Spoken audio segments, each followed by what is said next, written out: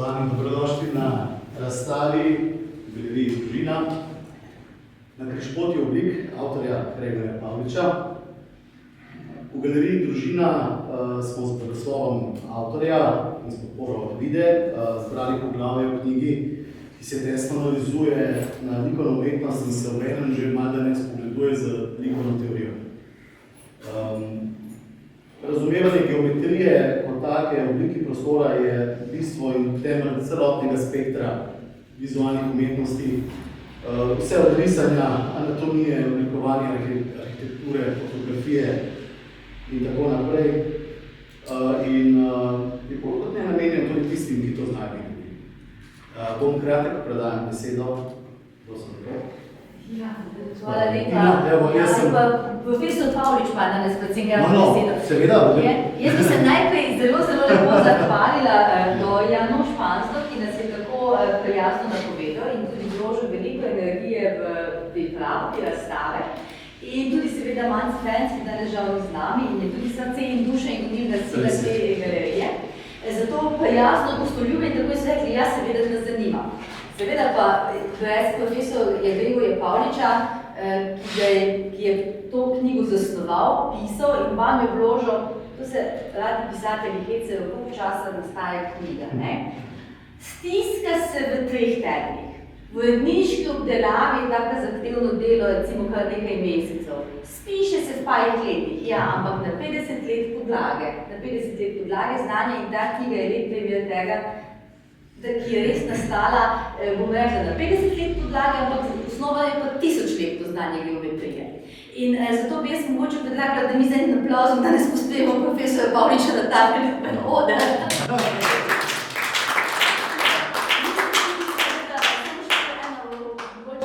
V takem času povemo, tako je vreme, tako da smo bolj polni zasedbi in smo v mislih tudi s vsemi tistimi, ki jim to vreme ni samo preglavica danes, ampak lahko za njih pomeni tudi ogroženost, tako da jih čisto razumemo, da so nekateri ljudje ostali doma tudi v strahu pred tem, kaj je bilo lani. Profesor Pavlič, še enkrat hvala, da ste se odločili, da ste z nami delili to znanje.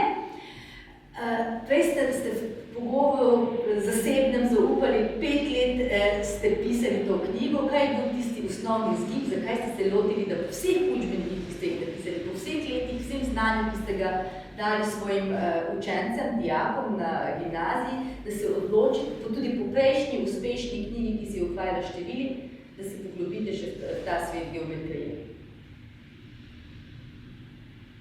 Ja, pred 5 leti, jutri, oziroma čez par dni bo 5 let, odkar sem v pokoju oziroma v penziji. Ravno takrat je išla knjiga na vrtiljako števil. Tista knjiga je nastajala bistvo dlje časa kot ta, zato ker so bili najprej take skice za šolo, za motivacijo pri pouku. Ni bilo mišljeno takrat, da bo knjiga, ker sem jaz zbiral ta material. Potem se je nabralo toliko gradiva, da sem tako predrzno pomislil, da bi bila to knjiga.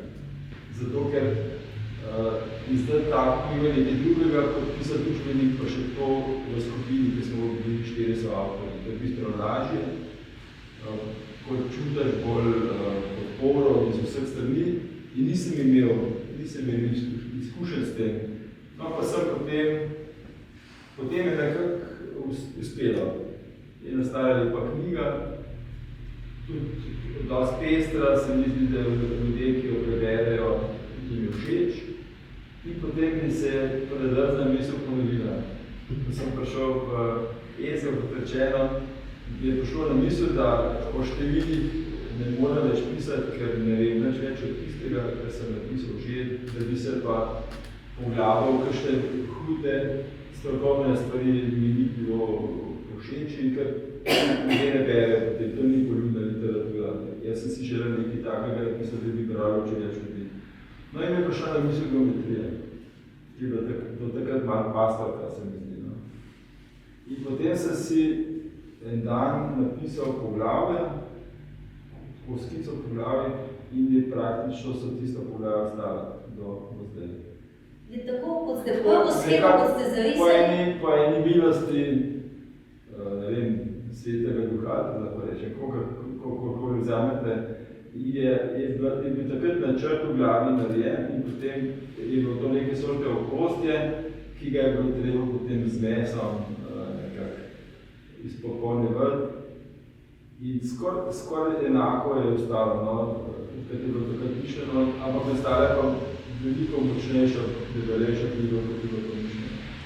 Se svet geometrije je velik vid dojen, ki izhaja iz slikarske dolžine in z tem umetniškim predznanjem.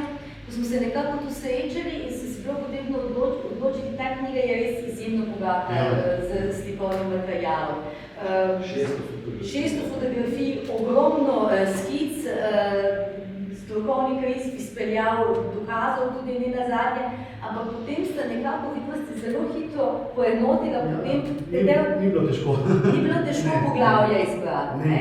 Zelo hitro smo predlagali, ker vse moramo, smo zagovorniki umetnosti lepega, in smo se hitro našli v tem poglavju, in profesor je hitro potrdil naš izbor in To je 9. poglavje, ki se ukvarja z iluzijami.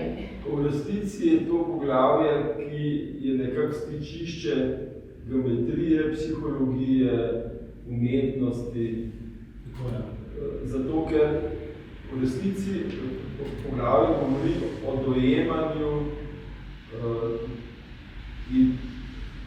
dojemanju realnosti. Kako človek dojema realnost. Realnost je tridimenzionalna in potem mora ta tri dimenzije priti na mrežnico, ki je pa dvodimenzionalna. In tudi vse, kar je tiskano, je dvodimenzionalno in potem morajo možgani vse, kar je bilo tridimenzionalno in je potem dvodimenzionalno prebrati nazaj v tri dimenzije in to interpretirati. Tu smo že tudi na področju. To je področje v bistvu psihologije, percepcije, ne vem, jaz sem ne spoznal, koliko sem nekih teh študij prebral, ko sem to pisal, da ne bi bil čisto bos v tem, ampak vse to se je začelo v resnici šele tam okrog 60 let prejšnjega stoletja, da so začeli se s tem resno ukvarjati, kako človek dojema prostor. Naprimer, v knjigi se velikokrat tudi v tem poglavju sklicujete, da sta umetniška dela, umetnine s čutljivo vrednostjo, pa povedi, tu se pa vidi ta perspektiva. Zdaj pa mene zanima, vi, ki imate veliko stikov z umetniki. Ali so taki umetniki, ki vidijo najprej geometrijo, pa potem na to slikajo umetnost, ali je proces pri umetnikih zmeraj drugačen in potem pridejo matematiki in rečejo, to je perspektiva, to je geometrija. Jaz tudi kot pedagog sem bil, sem tudi učil klasično risanje anatomijo, smo začeli z geometrijo, vedno, in smo začeli s kuglo, z valjem, z trapezom, s kocko, in zdaj vsi tradicionalni umetniki, oziroma tisti, ki dajo neki poznajo na te kanone, razmerja, neko grško izročilo, antično, se držijo teh meril, številk, forum, in gradijo telo, portret ali figuro na geometriji in začnejo točno to z vali, z valčkimi kuglami in podobno, tako da definitivno zdaj vsi seveda ne razmišljajo tako, in grejo čustveno, se pravi slika, šprica, drip in to in tret, ampak je tega premalo za moje pojme, in jaz bi rad bi videl, da bi se več umetnikov vračali tem osnovam oziroma temeljem, ki so za moje pojme obvezni za vsakega umetnika, bi mogel to znati oziroma razumeti, žal pa temu ni tako. V tej knjigi je v bistvu, seveda tu zdaj govorimo tu predstavljeno zgolj eno poglavje iz te knjige, v knjigi so ta poglavja, se osredotočate na različne aspekte, ampak skoraj v vseh poglavjih lahko govorimo o prepletu umetnosti, matematike, sodobne znanosti, od narave, od čudeža narave, stvarstva do tega, kar je človek se gradil tudi od vojaške doktrine. Je pa hkrati to zaznamo, da ste veliko prepotovali tudi z družino, ste pogledali veliko umetnosti, a ste vi tisti opozovalec, ki pogledate to, kaj je povedal nekako bolj intuitivno, vi vidite najprej matematično strukturo. pogledate katedralo, pa rečete, aha. Zdaj, Martinečka se že pokvarja, no, kar se tega tiče, da vidim, da gledam formo, da gledam proporce, hitro vidim zadnji res, recimo. Ampak sem imel na srečo v šoli, na gimnaziji ličeno profesorcev umetnosti vzgoje, ki nam je ogromno dala prav tega znanja, recimo diagonalne Reze. Kako se reče, diagonalna postavitev, recimo, potem, da smo se naučili gledati. Tudi gledati se moramo naučiti. Ni bilo, ja seveda, se treba tudi naučiti poslušati, recimo glasbo. Res je ena stvar je tista čisto prvinska in čustvena, ampak se še več sliši in se več vidi, če si bolj izobražen na tem. Vi ste nam danes tudi obljubili eno krajše predavanje o tem, tako da bom res prepustila, ker vem, da ste zelo vešči predavatelj, ne nazadnje imate tudi tu nekaj desetletij prakse in bomo vam z veseljem prisluhnili. Potem pa seveda povabila vsem, da to knjigo polistijo in seveda preverijo. Še mogoče en napotek bralcem od začetka do konca po poglavju, kako svetujete, da se daje taka knjiga, ali da se bere, da se odpira zmeraj znova, da se označi najprej, da se pristopa bolj študiozno ali bolj leposlovno? Jaz sem navajen knjigo gledal od začetka do konca. Je pa tako te knjigi, da lahko začnete s poglavjem tudi recimo 7. ali pa 6. Pri čemer potem tvegate, da nekaterih povezav ne boste videli. Zato, ker je to tako zelo prepleteno. Se določene osebe se pojavljajo v 5. ali po 6. poglavjih. Zato, ker so bili na več koncih. In nekako s tem, ko se začne nekako, ko se malo pobrekuje po knjigi, se izgubi ena nit rdeča, recimo. Dobi se informacije, ja, ampak nekako celota se izgubi. Profesorsko od začetka do konca, skratka. Ja, ampak se ni treba v enem dnevu. Ne, v enem dnevu to ne bo šlo, zato pa še enkrat moram povedati, tu smo tudi na uredništvu bili fascinirani, vsaj jaz moram povedati zase, da je vidno, koliko znanja se nalaga, dobesedno več plasteh, da se še lepo lahko to prepleta in potem se vidi kakšen široko vid in se res interdisciplinarno povežejo vse tiste stvari in sem prepričana, da je to znanje, ki bo zelo dobrodošlo tudi za vse prihodnje generacije, ki se bodo pogubile vzeli to knjigo v roke. Jaz še enkrat se zahvaljujem mojemu ob tej priložnosti še povedati, da so še v uredništvu sodelovala pri oblikovanju te knjige, sodeloval tudi profesor Domen Gras, ki je zasnoval geometrično strukturo tudi in urednica Katja Jenčič in vam se zahvaljujem za veliko potrpljenja, ki ste ga izkazali z nami in sodelovanje in delo v vseh skicah. Mene je bilo zelo lepo, zelo sem pa res vesel, da je tako lepo oblikovano, ker je izjemno lepo. Tudi v celoti zgodbi je ena struktura zadaj. Ja. Tudi zlati res in tako. Tako se res tudi oblikovali. Še enkrat hvala, da vam pa z veseljem prisluhnemo. Evo, izvolite. Jaz bom kratek, zato ker nekaj bom povedal o tem, kar piše že na plakatih, pa tako si potem več preberete sami. Gre za to, da je celotno poglavje nekako na percepciji, torej na tem, kako človek dojema prostor, in s tem so bile nekako vedno težave. Umetniki so imeli s tem težave, dokler niso potem prišli teoretiki in umetniki, ki so pokazali, kaj je v bistvu perspektiva. Ker perspektiva enoočna, dvoočna, troočna, to je kar zapletena matematika. Na tej sliki se vidi enoočna perspektiva, to pomeni, tole je očišče in potem gre do žarki in potem na ta način potem slika dobi pravo nekako anatomsko vrednost. Drugače, če ne upoštevamo perspektive, potem se izobliči slika. In to, recimo pred Albertijem, to je bilo v 13. stoletju, niso znali tega slikati. Na nekaterih freskah v Pompejih, recimo, so pa že uporabljali perspektivo. Torej, nekateri umetniki so to nekako v sebi čutili in so to znali narisati, večina pa ne.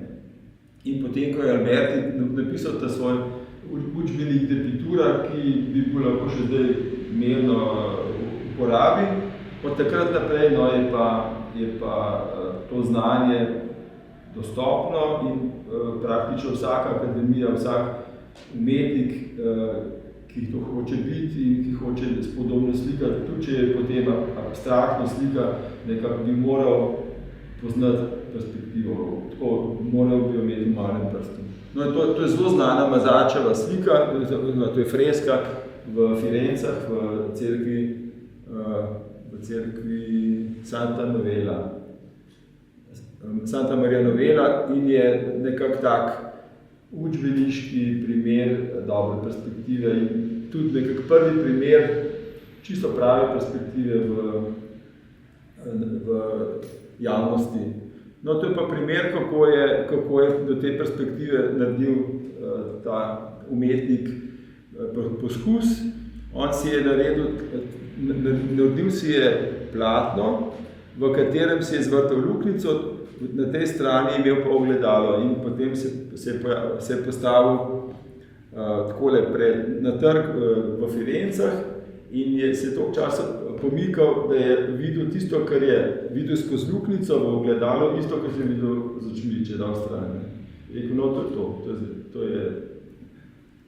to je nekak kriterij prave perspektive.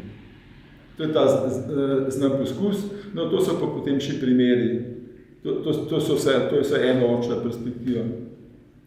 Dvoočna in troočna perspektiva so kar geometrijsko, recimo to narisati je kar težko, no. Ampak je tako. No, tukaj smo pa zdaj že pri primeru psihologije. Tale gospod Necker je bil kristalograf in je, ko je brusil kristale in jih ogledal, je pri enem mu je skozi spodnja stran kristala pa zgornja sta se mu premikali, enkrat je bila skoraj, enkrat bil spodaj. In potem je prišel do misli, da on to nenadzorovano gleda. On ni imel nadzora nad svojimi očmi, ni mogel reči, zdaj gledam prvo, zdaj gledam zadnjo stran. No in potem se je domislil modela in je naredil tako kocko. Zadnja stran je temna, ostalo je pa svetlo in če greste gledati tole kocko, zelo tako strmo, vam boste imeli enkrat tale pobarvan konc kot zadnjo, enkrat bo pa sprednja. In ne morate nadzorovati, zdaj bom pa samo to čas, zdaj bom pa gledal samo zadnjo, ne, bom pa skočila naprej. No in na ta način so potem psihologi prišli do znanja, kako možgani približno delujejo, kako človek sploh opazuje. Do takrat niso sploh pomislili na to, kako človek opazuje svet. No in naslednji poskus je bil pa tale. Je pa Rubin, je bil tudi psiholog, on je bil kristalograf, Rubin je bil pa psiholog, se je pa spomnil, kaj je v bistvu ozadje pa predmet. Torej, odnos predmeta in ozadja. No in se je spomnil, temu se reče, da je Rubinova vaza. Ne? Kaj vidite? Ne vidite vaza, vidite dva obraza. To je taka stvar, ki jo morate zelo potruditi se, ali vidite obraze, ali vidite vazo. No, to je pa ena taka surogat od tega, so pa menihi. Pa so, mislim, tako, ta gleda tja, ta gleda tja, ta gleda tja, ta gleda tja. Ali pa balkon, ne. Tako da, to so taki primeri. Skratka, takrat se je začel študij dojemanja prostora. Do takrat tega sploh niso vedeli. In to je bilo okrog leta 1960, 1970. So da te take prve resne raziskave narejene. In kaj se hotel še povedati? Ja, kako možgani v resnici dojemajo stvari. eni sekundi možgani dobijo ogromno informacij. Ko mi gledamo v svet okrog sebe, je ogromno informacij pride naenkrat in jih možgani v resnici ne morejo tako hitro sprocesirati. Je čisto nemogoče. Zato imajo možgani to sposobnost, da reducirajo informacije in čim starejši človek je, več ima naloženi že slik v glavi. In potem se ponavadi ne zmoti tisto, kar gleda. Ampak vsako obliko, ki jo človek prvič vidi, se možgani zapomnijo. Zato, če bi jaz tebe narisal recimo 3 pike, ne, potem bi večina videla trikotnik. Pa ne bi bilo trikotnika, samo 3 pike. To so take stvari. Ampak včasih se to možgani glede, čeprav so naučene informacije, pri nekaterih stvarih se pa vseeno zmotijo.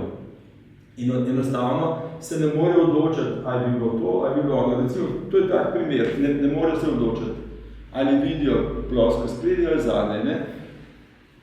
To so potem nastanejo dvoumnosti. In recimo primer take dvoumnosti je tale slika.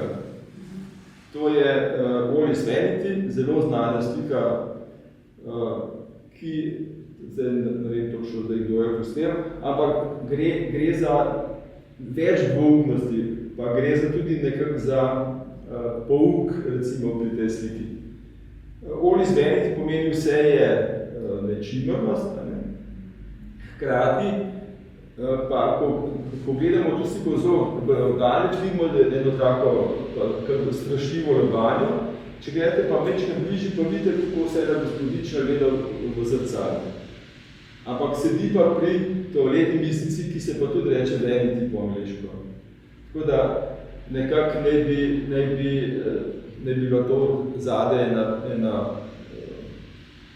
pouk, da nečimrnost ni preveč dobra stvar, ker tako vse čaka, da bomo potem počasi s tako lobanjo pošli nekam. Ne. No, skratka, to je tak primer dvoumne podobe, ko se možgani ne morajo odločiti. No, tukaj smo pa zdaj, to je bilo še na področju psihologije, zdaj smo pa na področju matematike. Ta slika vam je najbrž všeč. To je iz leta 1970, se mi zdi, ali približno takrat, ko je dogaja se pa v Bristlu, ko je James Gregory bil profesor psihologije na Bristolski univerzi in imel enega kolega, ki je hodil vedno na restauracijo tam blizu univerze in na steni restauracije je bila tale slika narisana. To je pač en dekorater in mu je takole narisal tole in ga pozoril ta njegov kolega, da je pogledja, ena slika je, ki se videl, da so tele črke oziroma premice, da so po strani, ampak v resnici so vodoravne. No in je šel potem tja in je dejansko začel raziskovati. In to je eden takih zelo dobrih primerov matematične iluzije. Ko so premice vzporedne, ampak nam pamet pravi, da niso. Nam možgani lahko bi reče, da 100-krat nekoga pripričuje, da je to sporedno, pa vsakrat tudi jaz rečem, da ni. Zato, ker načini pravi, da ni. In potem, jasno, to je taka, to je nosilna slika plakata, spodnje, če boste šli bliže, boste pa bili še zelo taki znani primeri matematičnih iluzij, ko imate recimo tele daljico, ko je premica tako vrnjena, pa če je premica tako vrnjena, vsako rekel, to je ožje, to pa ni, je enako široko. Potem tle so šok premic, pa dve rdeči vzporednici, pa se vidi kot da nista. Potem tle sta šok premic, pa dve daljici, pa zgleda večer, tako da bližji izhodišču. No? Ali pa tle imate trapez, ki je obrnen, to se pravi, tale zgornja stranica trapeza je enaka, čeprav ta bistveno ožja in tako naprej. To so zelo take razvpite matematične geometrijske prevare, geometrijske iluzije, ko se oči enostavno ne morejo prav odločiti. Zato se pa reče, da je to iluzija. No in ena od teh iluzij, ki tudi nekako človeku ne gre, je pa nemogoči predmet. To se je pa začelo tudi okrog, to je vse konec prejšnjega stoletja se dogaja. In prvi nemogoči predmet je narisal tale gospod, to je Oskar Rutherford, švedski arhitekt in mislim, da je bil tudi, ni bil toliko matematik, bolj je bil slikar, potem aranžer. On je bil kot poba, no? Je imel disleksijo, matematika mu ni šla in so rekli, da če ne znaš drugega pa riši, da morda boš pa tukaj uspel in dejansko je potem on enkrat, ko je risal, se spomnil tega predmeta. Če večkrat pogledate, je to narejeno iz kockic, ampak kakorkoli obračate, je to predmet, ki ne obstaja. Ne? Tega predmeta v resnici ni, ampak se ga pa da narisati. To se pravi, nekaj je v dveh dimenzijah, ki nekako glumi ali pa igra, da so ti dimenzije pa ni. Ne? No in hkrati s tem, ko je on to narisal, je pa en drug gospod, je pa tale, je pa Penrose, kot študent šel nekako za nagrado, ki je tako uspešen študent, šel v Amsterdam na kongres matematikov in je tam videl tele slike od gospoda Escherja in sem mu da to všeč, je rekel, zdaj bom pa jaz doma nekaj podobnega naredil bom nemogoč predmet. In je potem, jaz sem pravil v njegov intervju, da je začel z rekami, s cestami, da trudil se še in potem je rekel, jaz moram v bistvu abstrahirati, jaz moram biti čim bolj na preprosto. No in mu je uspelo narediti, temu se reče pa tribar ali Penrose trikotnik. Je zelo podoben tistemu, samo da je ta zvezen, ampak se nista poznala, torej je prišlo to čisto neodvisno. In njegovemu očetu, ki je bil pa tudi velik znanstvenik, on je tako res znanstveno doživljal, ta gospod je še živ. Je šel očetu malo na živce, kako njegov sin nekaj tako uspešnega naredil in je rekel, jaz moram tudi nekaj, jaz moram narediti nemogoč predmet. In se je trudil in je naredil tega. To je neskončno stopnišče in če pogledate zdaj, kako te ljudje hodijo po teh stopnicah, ves čas hodi na ukrebar, pa se vam zdi, kako bojo ves čas hodili na ukrebar, ampak če gledate, je res ves čas na ukrebar, ker je to nemogoč predmet. In potem se je ta Penrose pa oče in sin sta se povezala z Escherjem, ki je bil znan, da je take podobne stvari delal in je naredil to zelo slavno, to se pravi, litografija, ena taka stvar je.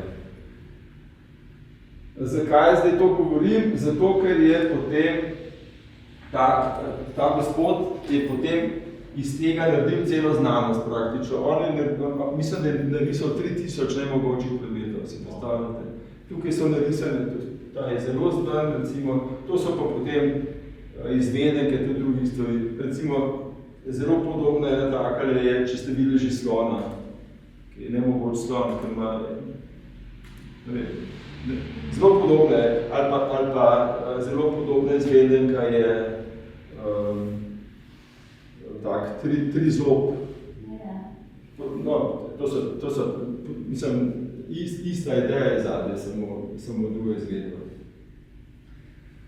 Kaj se hotel zdaj še reči? Ja, torej, Penrose, ki je bil zelo dober matematik, ga je v resnici, so ga take stvari zanimali. Ne?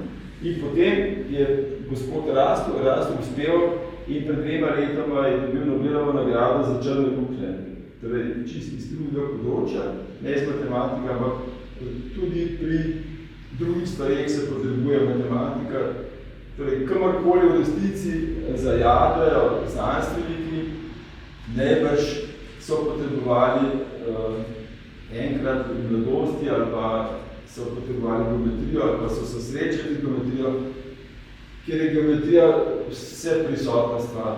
Kamorkoli pogledate, boste videli geometrijo In v uvodu v poglavje za odkretni dimenzijah pišem, da kamorkoli pogledate, v resnici vidite geometrijo, ampak ne več res pravih oblik ne vidite po trgovini, zato ker je vsa embalaža res v pravih oblikah. Tako da se mi zdi, da je govoranca dovolj, da pa še